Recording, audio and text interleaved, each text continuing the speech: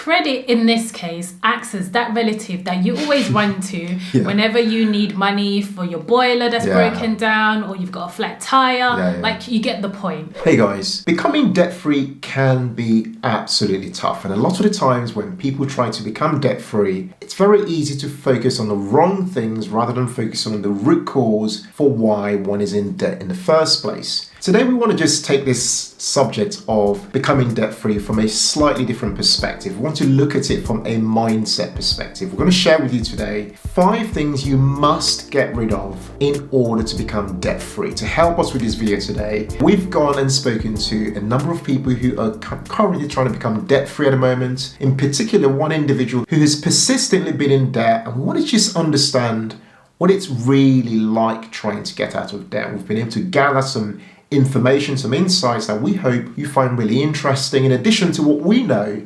ourselves on our journey towards becoming debt-free ourselves and being 100% debt-free today. We hope that today's video will help you just rethink the reliance on debt, and if anything, take more of an action towards your journey of becoming debt-free. That's right. And guys, to help our channel grow and reach as much people as possible so that we can help them, please show our channel some love and hit that subscribe button. Yeah. And also, if you're really enjoying this video, don't forget to hit the like button, because that sends all the great signals to the algorithm to really get out there and promote our videos to as many people as possible. My name's Ken. And I'm Mary. Of the Humble Penny and Financial Joy Academy. What we do on this channel, guys, is to give you the tips, the insights, practical hacks to help you work towards a dream life of financial independence and money joy. Okay, so let's dive in and share these 5 things that you should get rid of in order for you to become debt-free. Okay, so the first thing is to get rid of what society tells you. Okay, so let me explain. Look around our society today, and you find that society tells us that living in debt is the way to go about it. Credit does more for our economy than productivity, for example. We're encouraged to spend left, right, and center. You want to own a car? You can have it through car finance. You want to own a home? Of course, you can have it on a mortgage. Do you want to go shopping? Of course, you can do it on a credit card. Should you have savings? What savings? Rely on your overdraft. In short, society has normalized debt. You don't hear too many people telling you that you should not be living in debt. It's become the way that we should be living. We need to get to a point, in our view, where even if we had 0% debt given to us, we would still class that as debt, because we have an obligation to pay that money back at some point. The more we can begin to accept that it's a completely different way of doing this, the quicker we can become debt-free. That's right. Okay, so a simple, fun solution to this would be to have a debt-free crush on others and surround yourself with such people. So even if you don't have a close proximity to them, make every effort to pay close attention to how they are living. And you can be encouraged to do the same. Success always leaves clues, is essentially what you're saying. People who are debt-free for a reason. So staying closer to them is a good way to begin to change that mindset around how to become debt-free. A good thing to note though is this will come with resistance, right? Because becoming debt-free is very unusual. It's actually a radical thing, because in society, most people live their lives completely attached to debt. It's become a part of who they are. So you will face resistance. So don't be surprised when you tell people you're trying to become debt-free, people might either laugh at you or say to you, like, why are you trying to pay off your debt? It's only 1% debt, or is only 1.5%. What we would say is don't listen to anybody who says that to you. Run. Yeah, absolutely. Just focus on your goal. And this is a key thing. We've found this on our journey ourselves, is to focus on what you are trying to achieve. Understand your why for why you're trying to achieve it. And take massive action towards achieving that goal. Right. And it will absolutely change your life to the point where you will never look back from this goal of trying to become debt-free. That's right.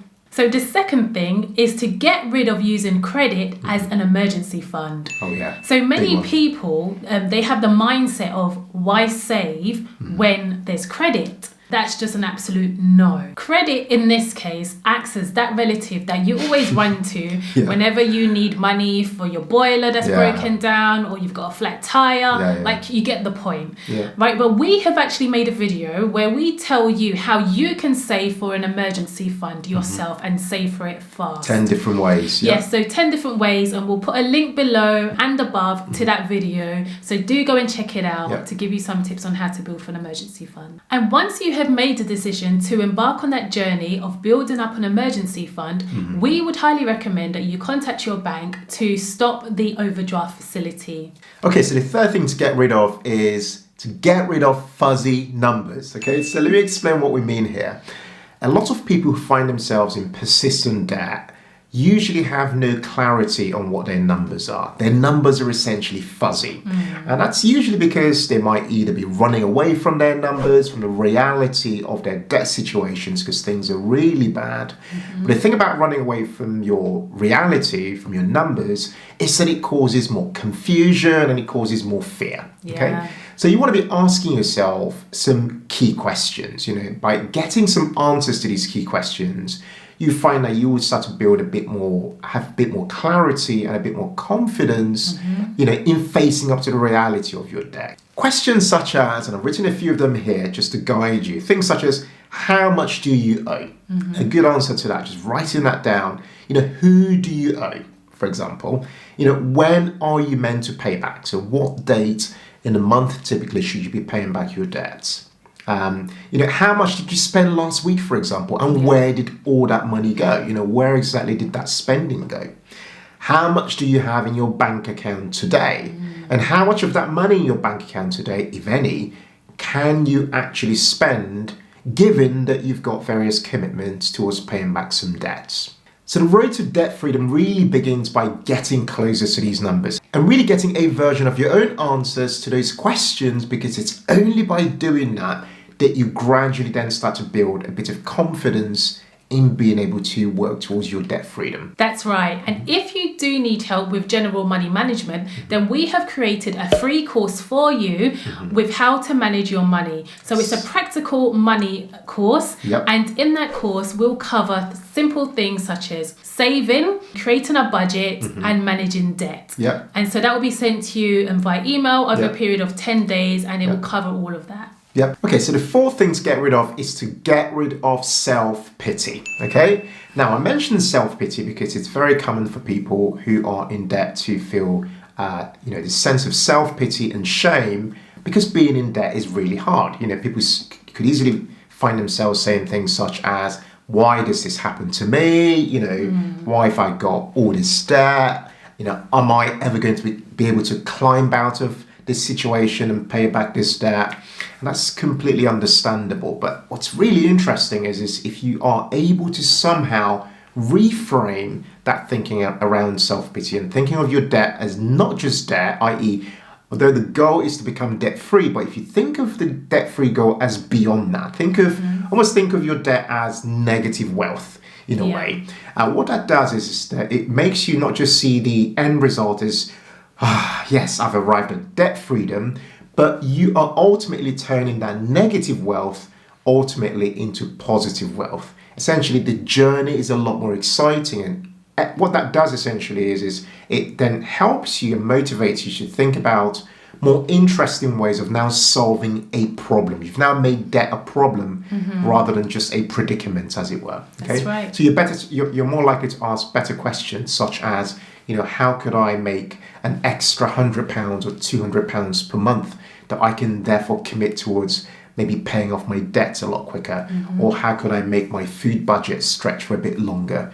Things like that. But the point here essentially is that reframe from just thinking of, you know, yourself as somebody who is, you know, having self-pity about their debt, into reframing to somebody who is now recognizing debt as a problem and seeing debt as something that you can throw money at and turn it from a negative wealth situation into a positive wealth situation at some point in the near future. So becoming debt-free requires support from others, and we highly recommend that you do get support from family and friends. However, when it comes to relying on friends and family for money, that just needs to stop. Yes. The point Mary is making there really is that yes, you do need the accountability, and we absolutely understand that. That's absolutely critical, because you need that support. And I've even had this on my own personal journey. When I think back to the days when I used to live paycheck to paycheck, those days existed. I knew that I always had that person I could run to. It could be, either my mom or my dad, even my sister. I could easily head back to them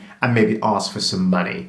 But the thing is, it wasn't until I actually realized that, I've got to at some point really cut off that reliance financially. Yes, they're my family members, or yes, they're my friends.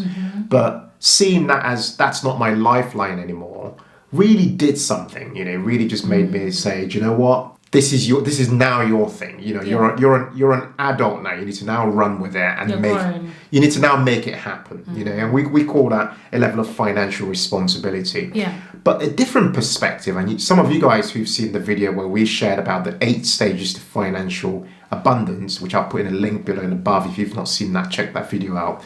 We outline these various stages, one of which is the stage of financial independence, which is where we're trying to ultimately help you to get to. But what's interesting when you think about those stages, the very first stage on that journey is the stage of financial dependence. This is where you are relying on, your parents and people like that. This is the stage we're talking about right here, where you might have that reliance. The stage after that is the stage of financial solvency, where one's living paycheck to paycheck. Notice how close those 2 stages are. What most people don't talk about is the fact that most adults actually remain at this stage of financial solvency for most of their adult lives, living paycheck to paycheck and having their lives financed essentially by debt. And notice how close they are to almost stepping back to that life where they relied on people such as their parents or their guardians and people or friends even for their financial well-being. We want to be able to help you break away from that. Yes. And I have to really stress this point, because unless you break away from this reliance on other people, trying to really almost move towards this area where you are now heading towards a stage of financial stability, stages of financial security, and onwards down the line towards financial independence. So unless you break away from that reliance financially, it's absolutely difficult to actually move forward. Yeah. Now, guys, we know that this is easier said than done, but we hope that with the existence of financial educational channels like ours, The Humble Penny, it would help you work towards having that independence that you need for yourself financially. Absolutely. Guys, thank you so much for watching today's videos. There's so much we could have shared, but we hope those 5 ideas really resonated with you on your journey towards becoming debt-free. We'd love to hear from you in the comments below.